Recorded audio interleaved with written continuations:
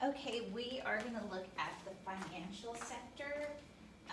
This was one of our units that we did, before fiscal policy. So I'm gonna look at what it means for the financial sector. We are looking at financial assets, what is money, what forms of money do we have? We look at nominal and real interest rates when our government interacts and our Fed interacts with the money supply. We are gonna look at the measures of money and the functions of money, and I think that's the first thing that we'll do with y'all. And then we will look at banking and how the banking industry expands the money supply, and then we'll look at the money market and what happens to the demand of money because of those policies. And then we'll look at monetary policy and how our Fed tries to deal with an expansion and a contraction, and then we'll see how that impacts our vulnerable funds market, and that will take us to the end of the unit. You should have this one that is our review. And so money, again, these are just brief stuff. Money is anything that you can take for it, and we know that so like people, I always say cupcakes in my class, none of you would take that. Most of y'all want money, or plastic, or check, or something like that, that is money. But money is anything that functions as money that you will accept as a medium of exchange. Apparently no one will accept my cupcakes except one person. Does it store value? Well, my money wouldn't do that. And what is it in unit of account? We saw this in Welch's warehouse that we did. They used cigarettes as a medium of exchange. It didn't store value very well when it rained, and they were able to divide that cigarettes up. So financial assets include stocks and bonds. They represent that there's money elsewhere. Again, there's decisions and consequences of holding on to that money. That present value have more, and a lot of times we realize in our savings accounts that it loses value, and so that's why we want to invest in stocks and bonds, because that would accrue us money, more money in the future. And so we know our money supply is measured by our different measures. It includes M1, which I know it says M0, but M0 is like our currency and our checking accounts, and M1 is all of that stuff that is in our non-checking, our small deposits, and our money market mutuals, and M3 is our large ones. Okay, and so we know M0, which we've called M1, is our liquid assets, the ones that we're closer to, so that's the smallest measure, and M3 or M2 is the hardest one to get to because that is long-term and is not easy to get to, so it is also our largest indicator. We will be looking at the banks, and the banks are fractional reserves banking systems because they must keep a portion of your deposit on hand. And we know that that can lead through money creation with the excess reserves, and we know that money created will then be, if it created all the way, we can use our money multiplier to figure out the total long-term effects of that. And this is just banks are required to keep a percentage of it, and we know that the reserve requirement today is 0 because of what is going on in our economy. And again, the reserve requirement, that's what they're required to do. We can look at our money multiplier as 1 over the reserve requirement, and I know that looks like a pie, but that's reserve requirement. And again, it has an impact because if there's more money in there, we see that if there's more money being able to loan out, that means people can borrow, that will lead to an expansion. If there's less money, that can lead to a contraction. And again, we know interest rates and all of this will have an effect, which we'll look about later. We're going to talk about loanable funds. What is now, if the reserve requirement is low, we know there's more loanable funds, and that will, if there's more loanable funds, the interest rates will go down, and we'll see that when we start graphing it out. We know our Fed is the one that regulates our banking industry. They control the 3 main tools, which is the reserve requirements, the selling and buying of government bonds, and the discount rate. The Fed, if they want to increase the money supply, they will encourage this by buying bonds, decreasing the reserve requirement and the discount rate. We know that this is expansionary. Monetary policy. We called it easy, but according to AP, it wants us to know it's expansionary. There we go. Oh, why did I even write it out? Miss Redeem. I'm sorry, guys. And then if the Fed wants to decrease the money supply, they would sell bonds, increase the discount rate, increase the reserve requirement, which is known as contractionary. We talked about it as being type, but AP wants you to know it's this. We call this one as easy earlier, but you have to know it's expansionary. Open market operations is the most frequently used tool because it's not invasive. The government can do it every night, and they don't have to disrupt our banking industry. The federal funds rate is the interest rate for those excess, if banks need loans because they can't cover themselves overnight because they made too many loans or too much people have been demanding their stuff, they could borrow from our federal government. And this just talks about the velocity of money. I haven't seen this on the AP exam that much. Alright, so let's go into our review. And I am completely sorry because I forgot to give you space on this to be able to write. So I'm gonna write it out on a blank sheet of paper for y'all. So this first one, it asks me to describe the three functions of money. The functions of money is a medium of exchange. And I was talking about this earlier, how many of you would accept my cupcakes? None of you would take that medium of exchange, except one person that so diligently just entertained me with my cupcake story. But most people, they take debit cards, they take cash, magical beans is not being taken, okay? So medium of exchange. The next thing is a unit of account. Can I divide up my dollar to be different denominations? Yes, dollar bill, I could have quarters, I could have dimes, I could have nickels, I could have pennies, I could have 20s, just a lot of things that I do not have right now.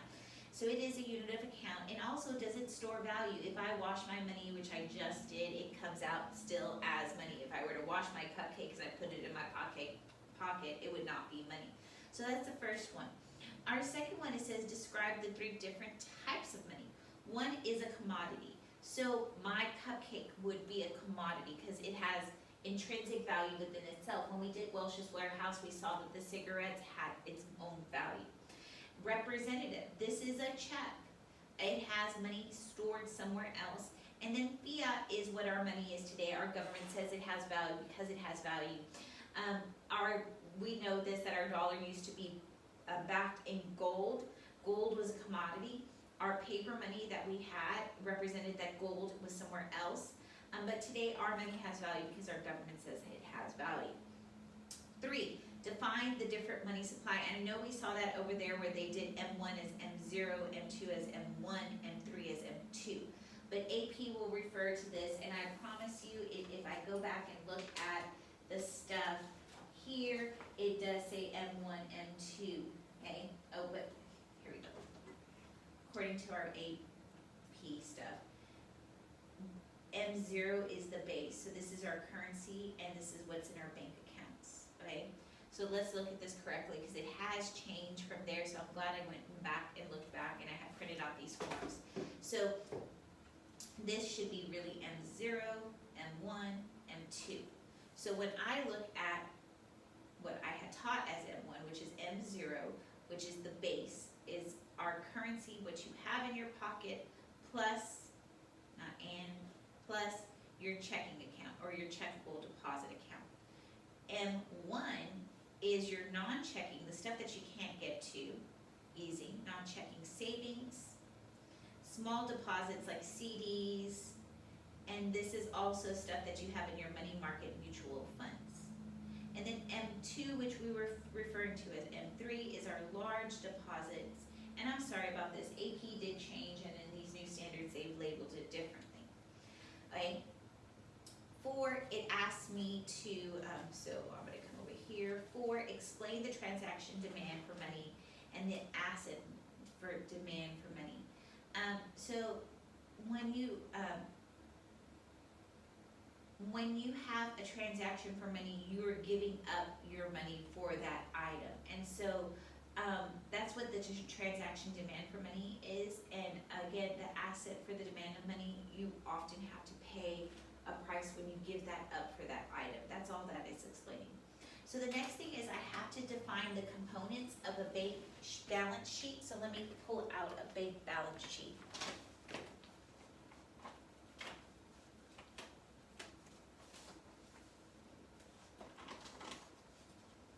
Sorry guys, I wasn't prepared. I have it over here. I just need to pull it out.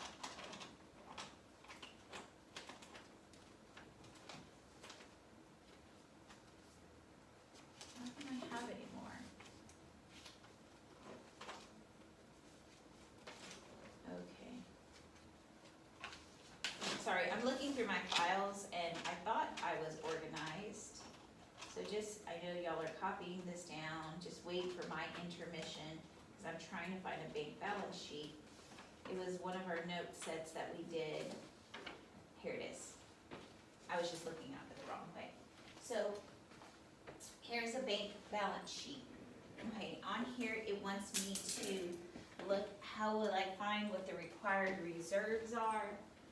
Explain and define the components of a bank balance sheet, the reserve requirement, the excess reserves, the loanable deposit. Be prepared to calculate the changes in the bank balance sheet.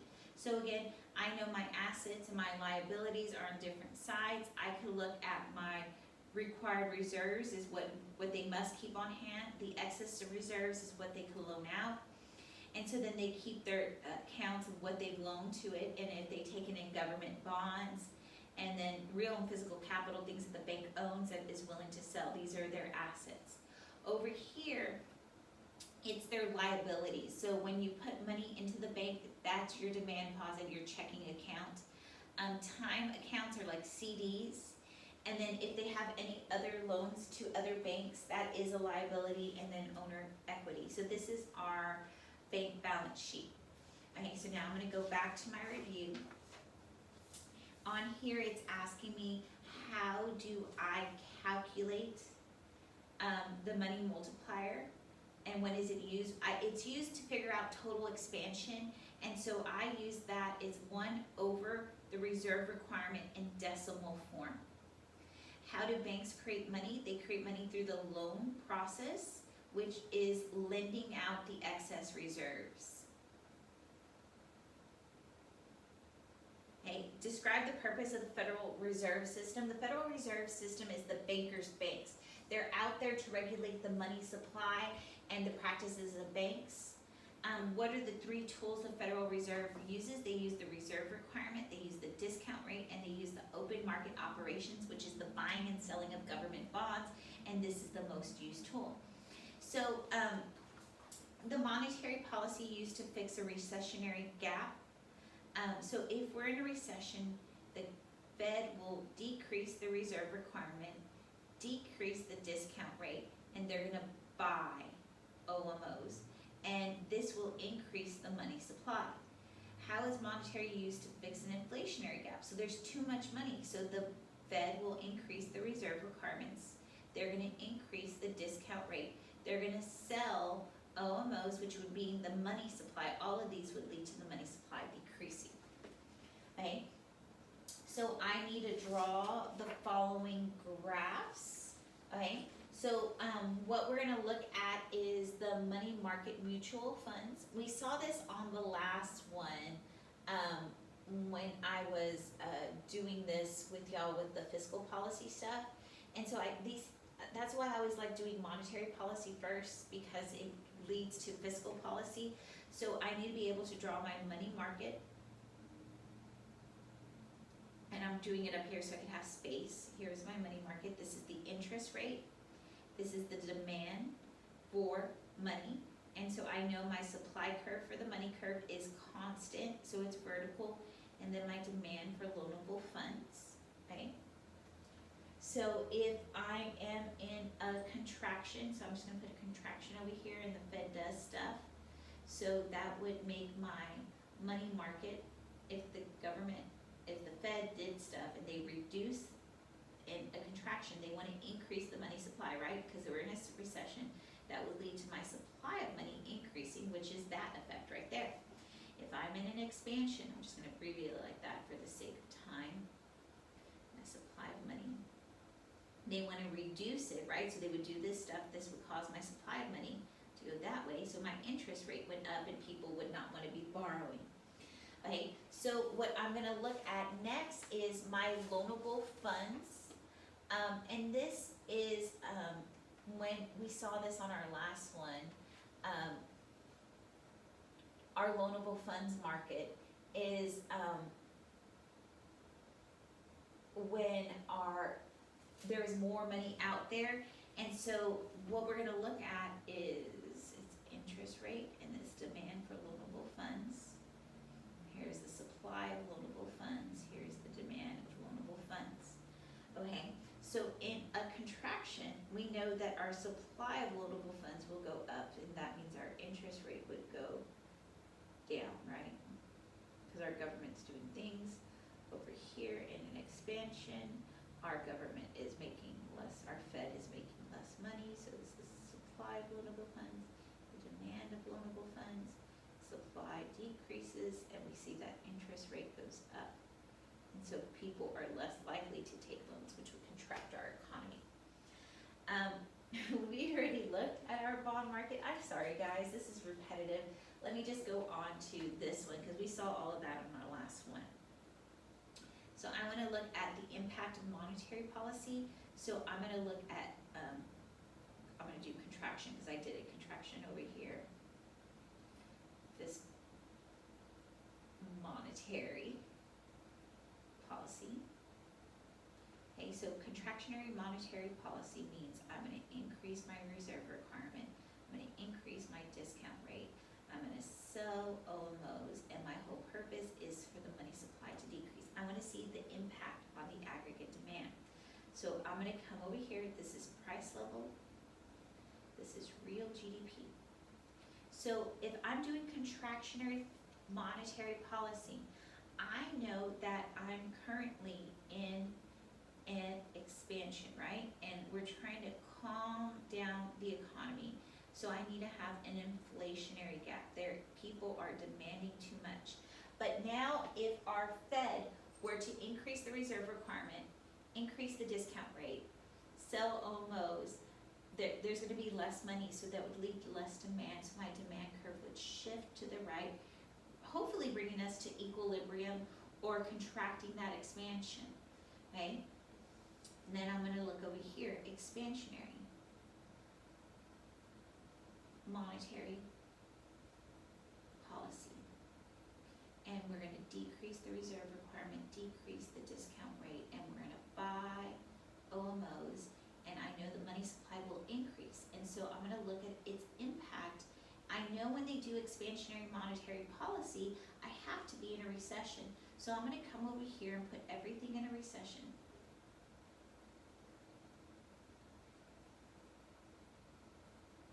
So if the government increases the reserve requirements, that's more available for people to demand.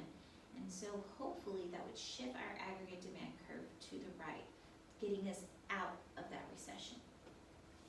We're going to flip over to the other side and do some multiple choice. Suppose the national government increased deficit spending, so they're spending more on goods and services. So that would mean that they are implementing expansionary fiscal policy. So our government is spending more and taxing less, so that's what is leading to a deficit. It's increasing its demand for loanable funds. We know that that's the crowding out effect.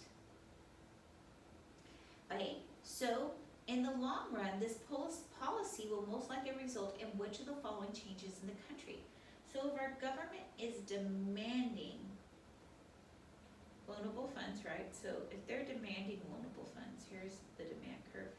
Here's my loanable funds. And I know I could have done it like this too, loanable funds. Let's just erase that. So they're demanding loanable funds. What's going to happen to access to loanable funds? Well, there's going to be less access to loanable funds because our government is borrowing. So what happened to the interest rate? The interest rate went up, so decreases out, no changes out. And then what happened to my demand? My demand went down, so my answer is increase, decrease. Okay? The Federal Reserve sells a significant amount of government securities, so I know they're doing contractionary monetary policy, and that means they sell, so that will lead to the money supply decreasing. I know my discount rate will go up and my reserve requirement would go up. Okay, I'm just writing this down just to give me information. So does the total amount of loans made by commercial banks decrease? Well, we don't know enough. We know yes, but do we know enough about the reserve requirement? No.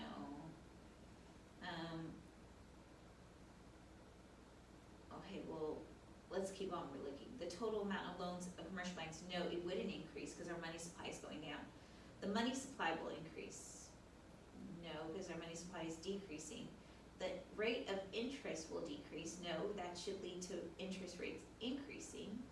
The rates of interest rate on loans made by commercial, no, so now let's go back to this. The total amount of loans made by commercial banks will decrease, right? They have less money. So I could say that, yes, even though I don't know the reserve requirement. Okay, so the purchase of bonds by the Federal Reserve, okay, they do this in expansion, so I know my discount rate will go down.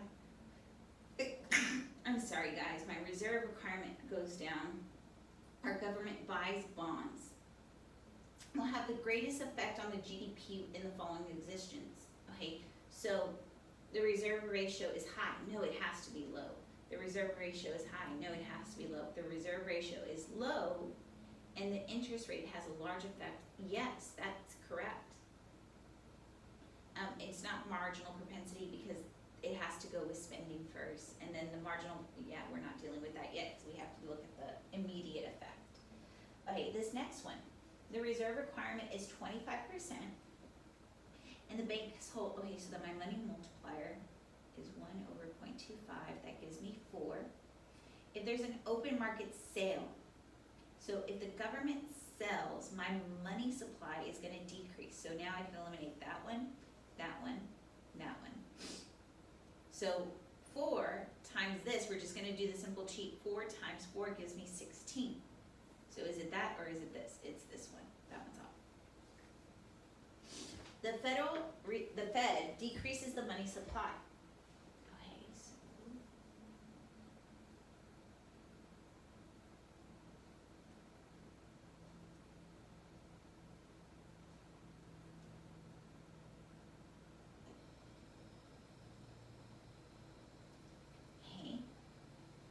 how would this affect investment? Well, interest rate is going up, right? So am I gonna have much investment? No, so increase, no change. Okay.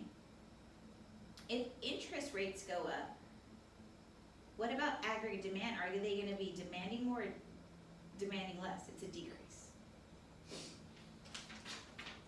Okay, let's do these free response. The central bank is charged with maintaining price stability and encouraging economic growth by controlling changes in the money supply. Great, a profound statement. That's just explaining stuff. So now assume that the interest rates are assume that in interest of lowering unemployment, the central bank increases the money supply. That's expansionary monetary policy. So they know the discount rate will lower, the reserve requirement will lower, they're gonna buy OMOs, that will increase the money supply. So I'm just writing out my info for me to know. Illustrate the effects of this policy on a correctly labeled graph of the money market. So I'm gonna do that over here. Here's A.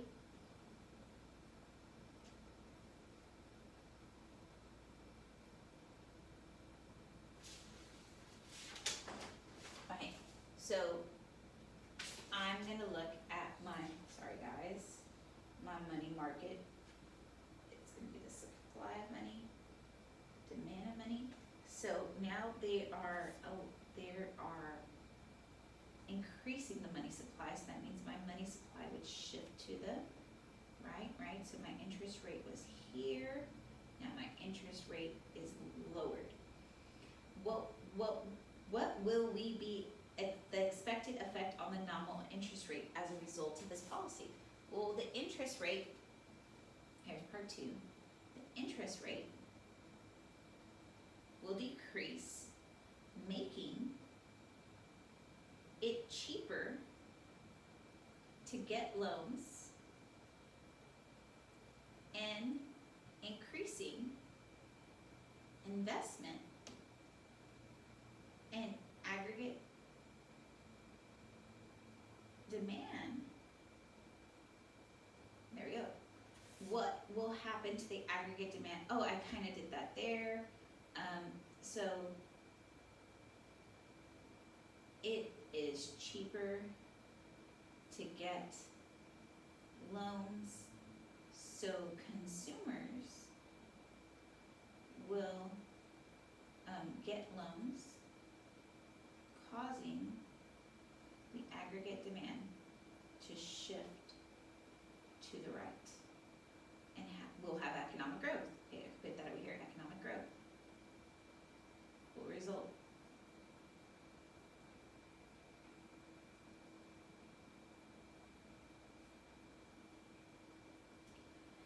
Okay, so that's that one. B.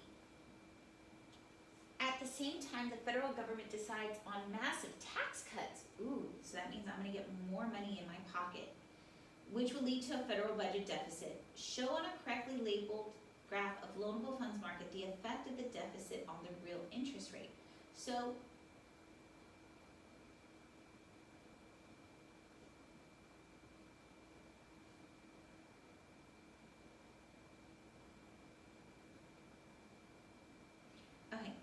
So the federal government is going to do tax cuts. So that's going to lead to more money in people's pockets, which leads to more money in the banks.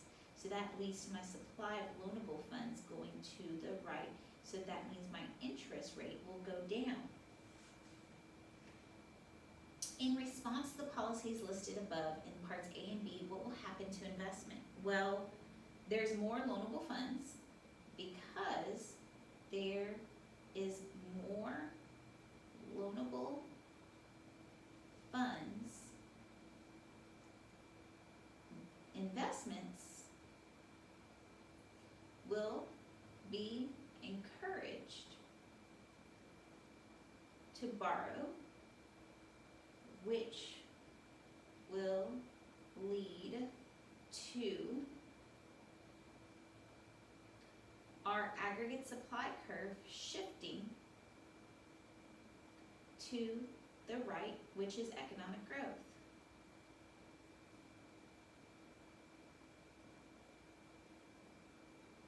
Okay, now let's look at 2. Assume the reserve requirement is 10%. A bank has $150,000 in deposits. What is the amount of new loans that can be created with this money? So I have to do required reserves and excess reserves. I'm going to come down and do here because I have to show my math. So I do my deposit of what they have, $150,000 times my reserve requirement, which is 10. My required reserves is $15,000. So now I need to figure out excess reserves. I take the $150,000 minus my required reserves, which gives me the excess reserves of $135,000. Calculate the money multiplier. B, I put 1 over 0.10, which gives me a money multiplier of 10. A new customer deposits $1,000. What is the maximum increase in the money supply? So this is total expansion, so I need to come down here and do it all. So I'm going to take 1,000 times 0.10, which gives me the required reserves of 100. So now my excess reserves is 1,000 minus 100, which gives me 900 with my excess reserves. My money multiplier is 1 over 0.10, which gives me 10. So I'm going to take my total expansion to be 900 times 0.10, which gives me 9,000. The Fed purchases securities from a bank, okay? And what is the maximum increase in the money supply? So they're buying something from that. So I know my money supply is going to increase. But because it's a purchase, it's not that it's a person's deposit. I could take my money multiplier here times the purchase, 1,000 times 10, which would give me 10,000 is what my money supply will increase. Because it's not something that they have to do a demand deposit, the reserve requirement for. Okay, we're done with that one.